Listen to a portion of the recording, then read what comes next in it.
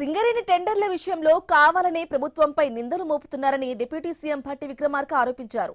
ఊహాగానాలతో కథలు రాసి తప్పుడు ప్రచారం చేస్తున్నారని మండిపడ్డారు. సింగరేణి బోర్డు ప్రకారమే నిర్ణయాలు ఉంటాయని, వాళ్ల నిబంధనల ప్రకారమే ముందుకు వెళ్తున్నారని చెప్పారు. సింగరేణిపై విచారణ కావాలంటే హరీష్ రావు స్వయంగా తనకు లేఖ రాయవచ్చని భట్టి పేర్కొన్నారు. దుష్ప్రచారాలకు బ్రేక్ వేసేందుకే టెండర్ రద్దు చేశామని చెప్పారు.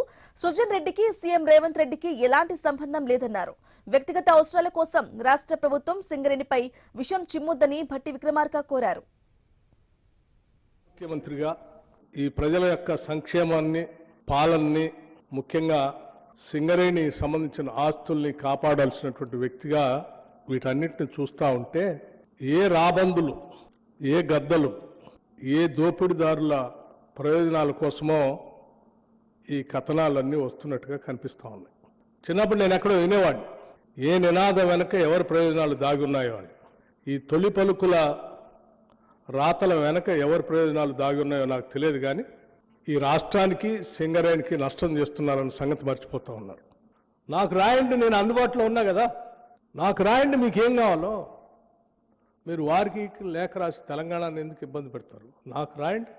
మొత్తం 2014 నుంచి ఇప్పటి వరకు జరిగినటువంటి కాంట్రాక్ట్స్, బిడ్స్, సింగరేణిలో జరిగిన ఈ అన్నిటిపైన, ఇంక్లూడింగ్ తాడిచెర్ల ఓబీ కాంట్రాక్ట్తో సహా, నాకేం అభ్యంతరం లేదు, ఇంక్లూడింగ్ తాడిచెర్లో జరుగుతున్న ఓబీ కాంట్రాక్ట్ ఎండిఓతో సహా వీటన్నిటిపైన నేనే, మీరంటే నాకు గౌరవం, మీరు లేక రాయటం ఆలస్యం, ముఖ్యమంత్రిగా రాగానే నేనే ఫస్ట్ అపాయింట్మెంట్ తీసుకొని పోయి వారి దగ్గర కూర్చొని వీటన్నిటి మీద ఎంక్వైరీ చేయాల్సిందే, మీరు చేస్తారా లేదని కూర్చుంటాను, చేపిస్తాను.